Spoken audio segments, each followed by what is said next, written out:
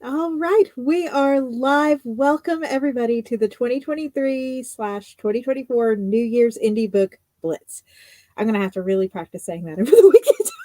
As you were saying 2024, I was like, this is crazy. Yeah, okay, mm. Yeah. So this is really exciting. You guys, the readers and fellow writers, nominated authors that you wanted me to feature in one-to-one interviews because if you've been here before, you know that the Blitz is usually author panels, and we still have those. We have over 15 of those. We have over 100 authors on those this year.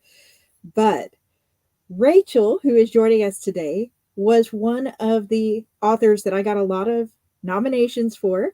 So I reached out, and Rachel's been kind enough to join us. It's so good to have you on. It's really great to be here. I didn't know I was nominated. That's so great. That's Yeah, wonderful. yeah. I was so excited. I put up all these posts on like Twitter and Instagram and Facebook and on my site, and people were replying with authors they wanted to see. And so I gathered those up and reached out to the authors. I was like, "You've been nominated. Would you like to do a feature?"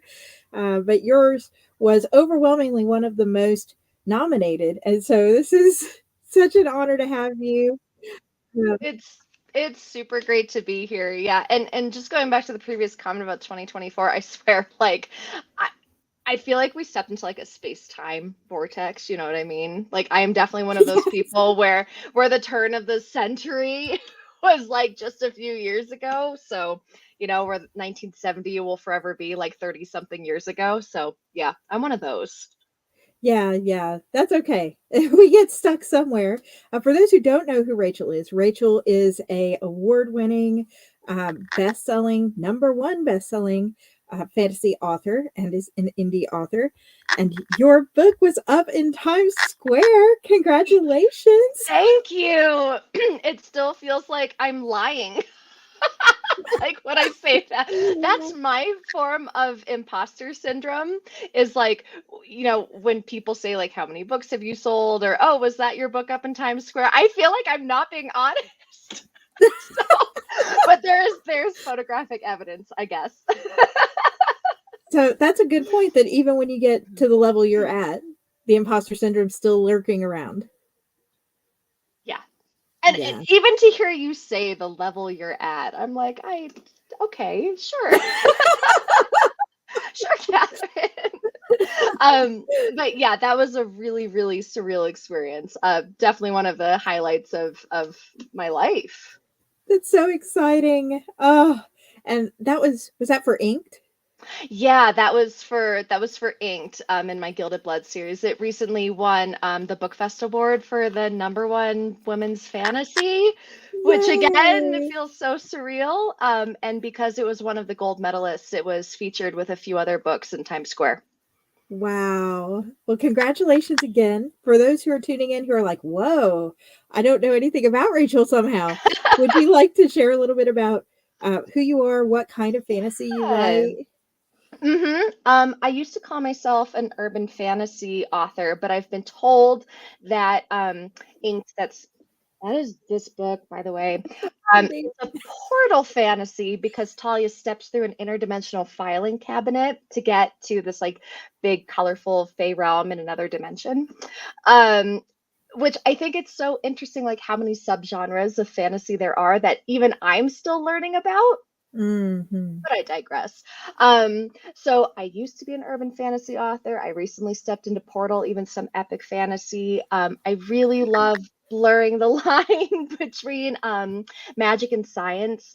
My background is like psychology and neuroscience. So if I can make magic that feels real, um, Mm. it's just so much fun for me. And like the magic in this system was based on blood types and tattoos. So I really got to like dive deep into blood typing and everything else. So keeps my world interesting. Hopefully it keeps my fictional world interesting as well. Hi, Hey, John. Don. Yeah, so branching out, and to that point, it's really not fair to us because the industry keeps changing, right? I remember a few years ago I put out The Vow That Twisted Fate, and new adult was not considered an actual category yet. No. And I was like, well, Mm-mm. that's where I want it, but I just put it in general epic fantasy. And then about 6 months later, they're like, ta-da, this is now in the BISACs. This is an actual category. And I'm like, okay, now I got to Yeah. read which of my books I'm going to recategorize. Yeah, I know. I was right there with you. My first book was the first book in the Lightning Conjure series, and same thing. She's, you know, I actually love that new adult niche where they're not in high school, but they're not quite like, dentists and lawyers yet, right? Mhm, mhm, They're still kind of making their way in the world. And you're absolutely right. A few years ago, new adult had to be. Like steamy romance, and that was the mhm. only way that it was acknowledged. So I'm really glad to see that it's like on the stage now as its own subgenre. Yeah, yeah. So that's a great sort of segue into what age you write for these days. Yeah, mostly adults. I kind of initially I thought that it would be like the 18 to 35 demographic, but I am so happy to see that I have like older males who read and kind of the whole gamut. But most of my books are new adult. I have one sort of young adult book, which is like a uh, Doctor Who meets Nancy Drew with a dash of A Wrinkle in Time. The main character is a teenager, but also is dealing with some pretty grown up things, which you can do in young adult. This Mhm. is something I see online all the time. People kind of fighting over what young adult is, and people saying, well, they deal with like teenage themes. Not really, though. Not really. Yeah, yeah. That's Hunger Games. Here we go. Right. I know. And I could talk about this all day, but I won't. But yeah, there's some young adult books out there that deal with some dark, like beyond me stuff. If I had to deal with it, in my 30s, I would be like, nah, this is too grown up for me.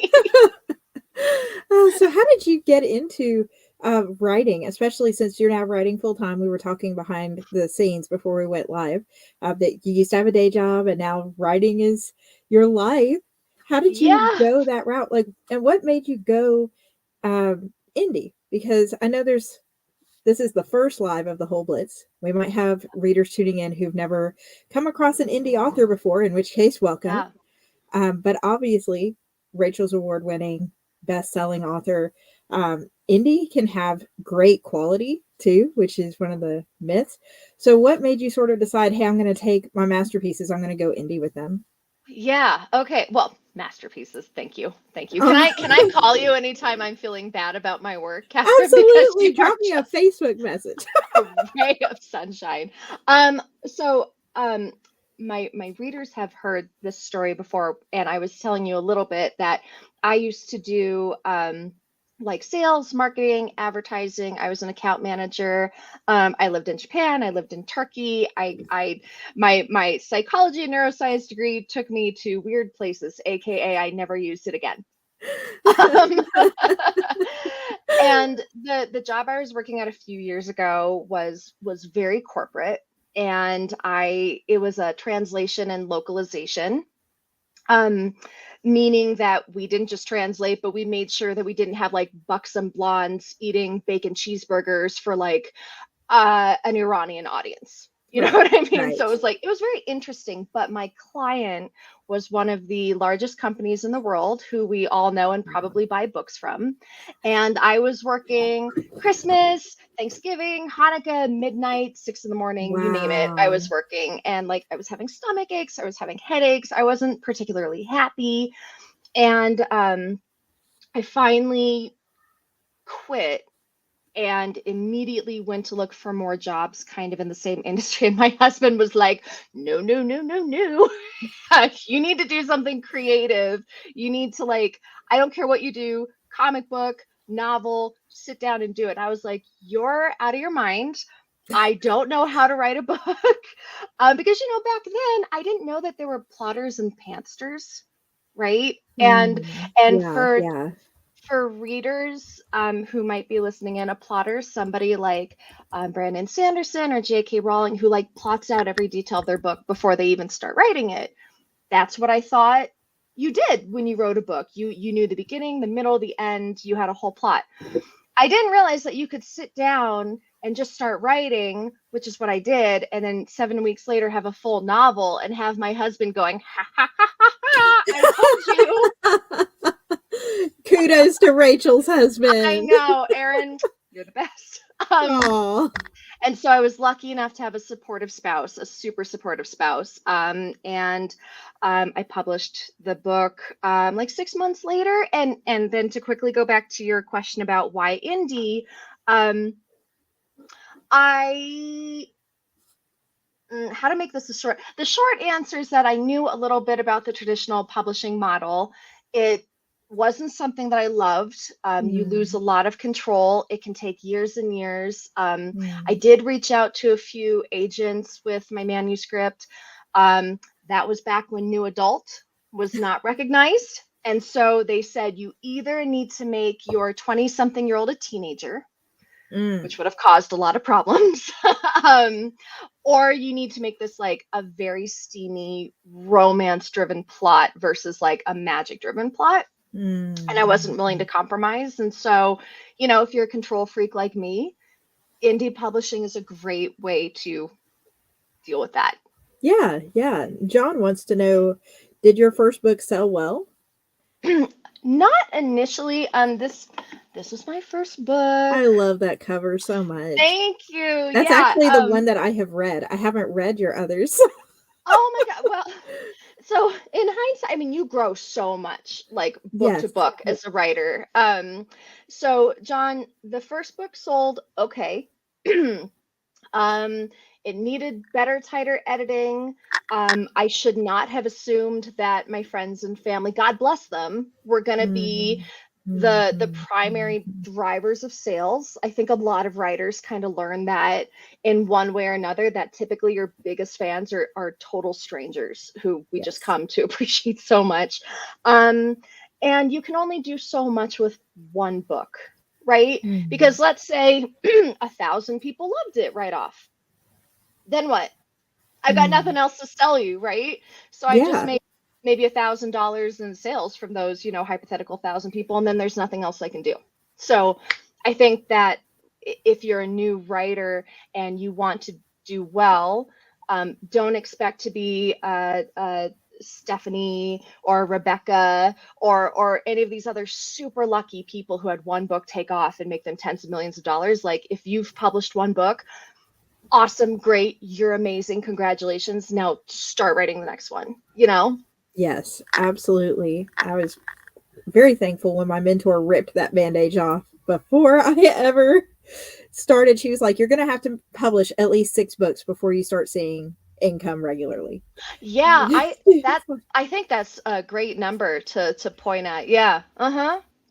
I was like, "Okay, well, I've got one right now, so that's planned and ready to go out." But seriously, working through, and as you add more, you really do see people come in from other series and they like your books and they pick them up.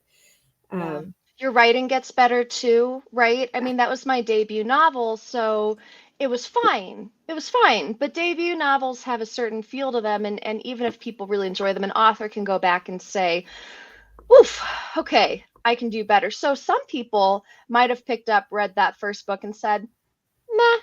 But then my sixth book was the one that got on Times Square, and by then my writing had really matured. I had gotten away from some of like the tropier stuff that I was exploring in book one, and there it was much more original. And so some people went back and said, okay, a new series. Her first book was fine. Let's see what I think about this one.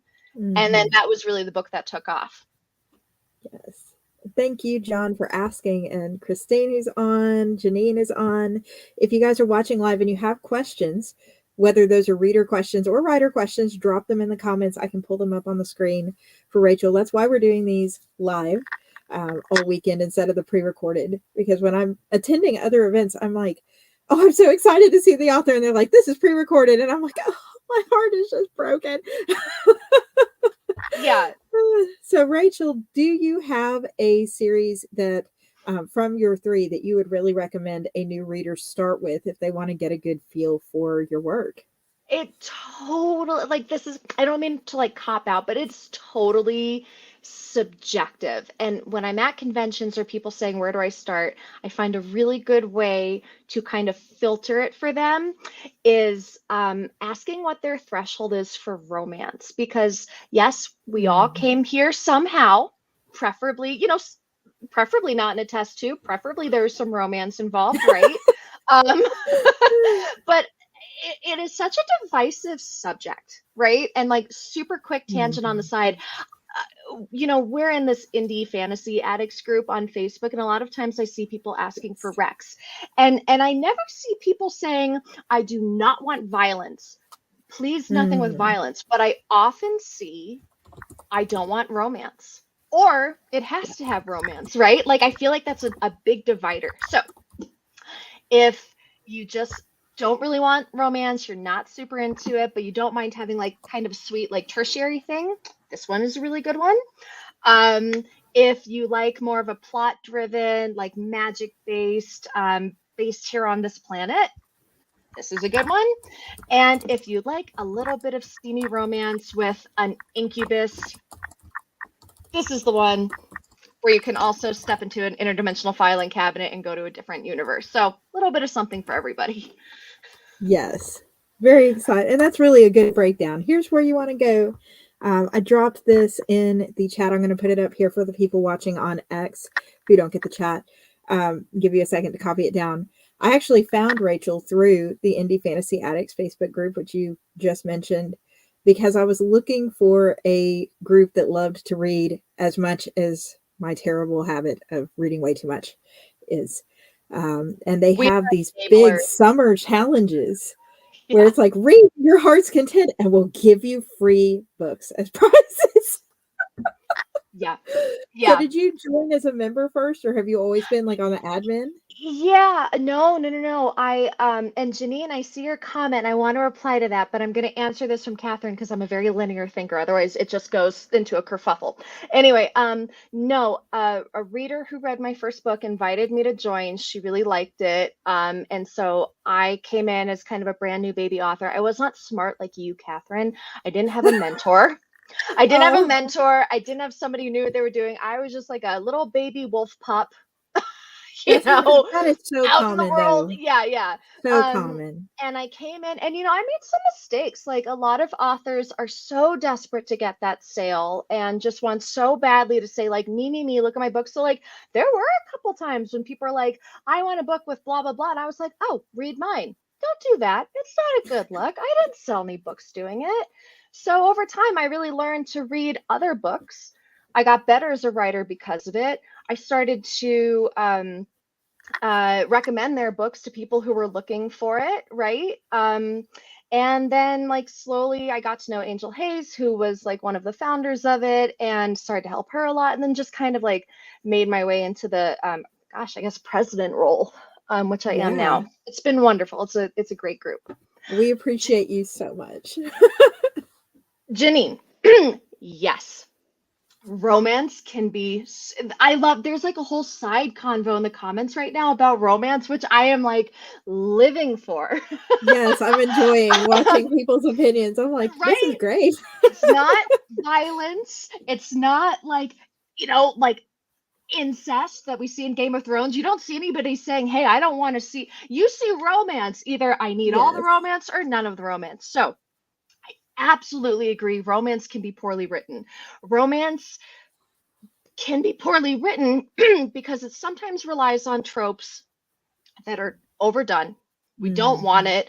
We don't want a romance to hinge on poor communication, right? That is Mhm. so overdone. Like that they should have gotten together by chapter 3, but you're dragging it out until chapter 33 just to drag it out. We don't want that. We want people to Right. talk. Maybe it's an enemies to lovers where they're talking and they don't like each other. That's fine, right? Maybe there's a Yes. middleman where the message got lost along the way. Sure, fine. But I think some romance is written badly primarily because it relies on tropes that are weak, cop outs, or just plain unlikable. And in my opinion, oh, and sometimes really toxic. And sometimes toxic romance can be kind of fun, like in dark fantasy, right? Mhm. But for the most part, I think that we need to do away with those old tropes and really focus on like some fresh tropes, such as we understand each other from the get go. We just have to deal with external factors coming between us. Um, Yeah. yeah, We understand and each other too well, and this is why I yes, don't want to be with you. Absolutely. Yeah. Yes. And sex scenes, they do not have to be cringy. They can be super well done. Not everything has to be throbbing or quivering, right? We can have throbbing and quivering, but also maybe we can get away from the bundle of nerves at the apex of her thighs. Like there are just certain tropes and cliches we need to move away from. And then romance can be a beautiful, wonderful thing. Yes, I love that that's coming from someone who writes romance, who loves romance. Yeah. Not a complaint of a genre, but a way to make it better, really and Yeah. truly. And someone Yeah. who reads a darn lot of romance. I'm just gonna say. Actually, I had a lot of internalized misogyny, I think. And up until recently Mm. was proud to say, "Oh no, I don't read romance. I never read romance. It's so tacky. I don't." I said that up until maybe 5 years ago. And for the same reasons that were being brought up in the chat, which is sometimes it's just not well done. I didn't like it. But then I started reading really well done romance. Mm. JD Evans, off the top of my head, has some gorgeous, gorgeous prose, amazing romance. She does epic fantasy with romance. So I'm not bait and switching you guys. It is epic fantasy with With romance. romance. It's a Um, romantasy. Annette Marie does wonderful slow burn romance and urban fantasy, doesn't rely on like any of that cheesy stuff. So only recently am I reading more romance and loving it because Yeah. some of it is so good. So good. Yeah, yeah. And if you're watching and you're like, I want more indie romance, I didn't know this was a thing. We have a panel of indie romance authors who are going to be joining us this weekend Cool. that put a different spin. So, all of this great comments in the chat, hop on over for those of you who wanted the romance. I think someone said that they didn't want any romance, and that's Yeah, fine. There's that's other fine. panels for you. Absolutely. We do So, not shame anyone for what they like or don't like. Just, that's right. you know, Find the what best fit. do you like? Because I know you write darker stuff, grim dark, some dark fantasy, which tends to kind of eschew, like, stay away from romance. Like, do you have Hmm. that in your books? Is that something you want to have more or less of in your books? Um, I have one series that has some dark fantasy romance, and then I have another standalone. My debut was had a romantic side plot, but for the most part, a lot of the books that I'm working on finishing and putting out these days, I'm going back to my first love, which is that dark epic, the grim dark, Cool. that has little to no romance, maybe a book here or there. But if I'm being honest with you, I am not good at writing romance.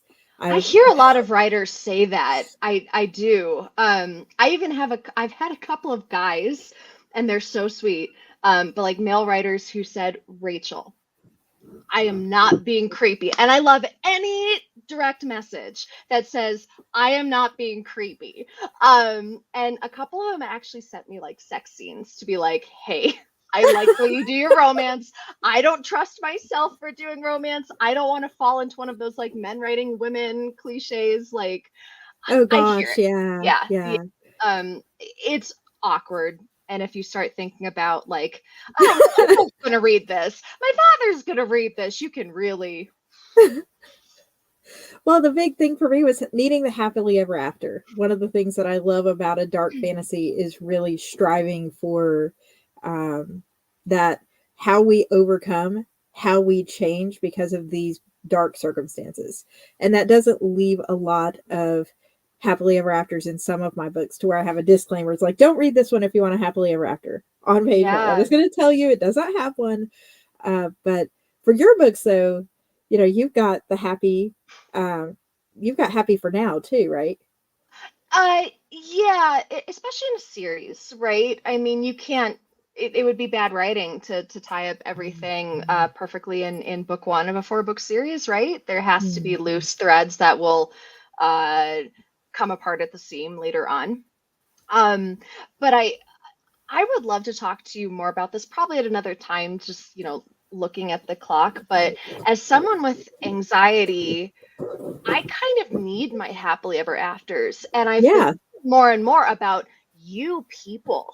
And by you people, I mean, you grimdark authors, like to me, I avoid grimdark like the plague because it's like if you look in the world, there's so many bad things happening. I don't want to read about bad things happening. I want to escape into a fey realm of okay, a lot of stuff can kill you, but at least the people we really love will probably make it out alive. You, Exactly. you. You're like, I'm gonna take everything you love, I'm gonna give you a little ray of sunshine, and then I'm gonna squash it like a bug and have its guts fly all over the page. Like, I want to talk more about that another time for like why. Yes. Yes, we should come back and go Yes, light please. versus dark conversation. I think Mm-hmm. the really short answer to that is it helps me put in perspective that what's going on around me isn't as bad as it could be. You see people Yes. go through the absolute worst and you're like, okay, there's hope for me where there wasn't there. It reframes and makes it easier to cope, I guess, with some of that stuff. Luna Someone wants to know if you have dragons in your books. I saw that and I am looking to see if I can find this quickly on my phone. If not, it's okay. The answer is hell yes, I have dragons in my books. We're doing a new omnibus with all four of the Gilded Blood books included. And we did like 13 full page illustrations that are like absolutely to die for. And I can't find a picture right now on my phone, but there's one of like a towering gold dragon that I can't go into spoilers about, but yes, we Yes. love dragons. Yes, and I've got the links to all of Rachel's stuff in the description box if you're watching on YouTube. Now, if you're watching on Twitter, you're going to have to hop to my YouTube to get it, or I don't know. Rachel, do you have a Twitter? Yeah, I do. I do. I have like long stretches of doing absolutely nothing on Twitter, and then I remember that I have Twitter and I'll be active for a week, and then, we can then like long stretches of, I forget again. But more or less, I'm on Twitter. Yeah, yeah. So connect with Rachel, and then of course in that indie fantasy addicts book group too. Yeah. Rachel doesn't do a lot of self promo, but there are authors who read Rachel's work and show love to it in the group, so you can see what I love about the group is it's like honest reviews. I say this as Yeah. both an author and in the group I'm not under my author name because I originally just wanted to be a reader. I wanted a Yep. space where it was safe to read, safe to leave an honest review without being like, Yep. oh, are they going to look up my books and be like, yeah, and yours is even worse than XYZ. Like just somewhere to Oh gosh. share. No, we really crack down on self promo. We have a 6-to-1 self promo policy where you have to have like 6 quality posts that have nothing to do with your books for every hey, my book's on sale or I have a new book post. And it has really created a group of voracious readers, so many of whom are authors who have now become, or at least embraced their voracious reader sides. This is going to be hard Oh. to see. Nah, it's not going to happen on the phone. Just kidding. We won't waste any more time trying to do that. But it is a dragon. You just can't see it. Oh. Yeah, so No. Rachel, what's coming up for you for 2024? One of my favorite parts of the Blitz is hearing all the news and TBR crushingness that will happen. Yeah. So for someone who has no filter, it can be a little bit hard, but I may not be fully indie for long. There's Oh, some stuff in the pipeline. I mean, I'll always be an indie at heart, right? Because I'm a yes. control freak, like I said. But I do have an agent now. We are in talks for some pretty early on but exciting things. I'm working on a new series, which I will be releasing information about that in my newsletter. I can't say much about it except mineral magic and Ooh, neurospicy main character. And I am no. having so much fun writing it. Like, so much fun. Oh, that's awesome. Okay. If you're not on Rachel's newsletter, now's the time. We can hear the news as it comes out. And congratulations on the agent, by the way. Thank you. Thank you. Oh, I see John. He says that he likes to ask off-topic questions. And he wants to know some of my favorite music albums, like records. Yes. Records. Oh man, I actually had a record player for like a year of my life. It was a Mickey Mouse record player. Aging myself. Oh, Um, okay, favorite band of all time. I don't think you've ever heard of them, and I'm gonna say it anyway. Cinematographic Rock. absolutely love them, have never missed a concert of theirs in Colorado, is Starset. They are phenomenal. CDs like volumes. But yes, Starset is probably my favorite group of all time. And I like a lot of rock music, like hard rock. I do like electronica, like dance and EDM. And on days where my brain is a little bit too loud, I listen to more subdued stuff like Snow Patrol, Keen, things like that. So yeah, thanks for the question. Yes, thank you for everybody for being involved in the chat and talking and joining on Twitter and here on YouTube. If you're watching the replay and you're like, shoot, I wanted to ask questions, I missed it. I'm connected with Rachel on Facebook. You can send me your questions, put them in the comments. I will make sure that Rachel gets them, and we'll try to get you your answers. Or even better, send me a DM that says, "Hey, I'm not being creepy, but I love those. But here's my sex scene for you to look at. I live for those. I live for those. Oh gosh, now people are going to start sending me their sex scenes on a regular Do you have rates set up yet? This is my sex scene critique charge. Ooh, a sex scene consultant. Hang on a minute. Hang on a minute. I think we're getting somewhere. Yes, love this community. Thank you so much for joining, Rachel, and for your time. This was amazing. Thank you, Catherine. I'm super happy to be here. And thank you just for everyone who is, throwing up comments and making me laugh on the side. You all are so much fun. I really appreciate having you here. Yes, this has been great. We hope you will come back. So today we're slowly working up. We have another featured guest later this evening, which is at 5 o'clock Central. And we have Andy, who's another member of the Indie Fantasy Addicts group. Oh, you've got Andy Peliquin? He's coming on tomorrow at 2:30. Oh, he's going to be a blast. Tell him I said I'll fight him. See, everybody watching, we got to remember together that Rachel said she was going to fight him. But yeah, and then the panels will pick up tomorrow morning, and we will dive headfirst into those panels. Most of them have like 5 authors each. So subscribe to the channel. You can meet a whole bunch of new authors this week. Very excited. But thank you again, Rachel, and everybody in the chat. Take care. Bye.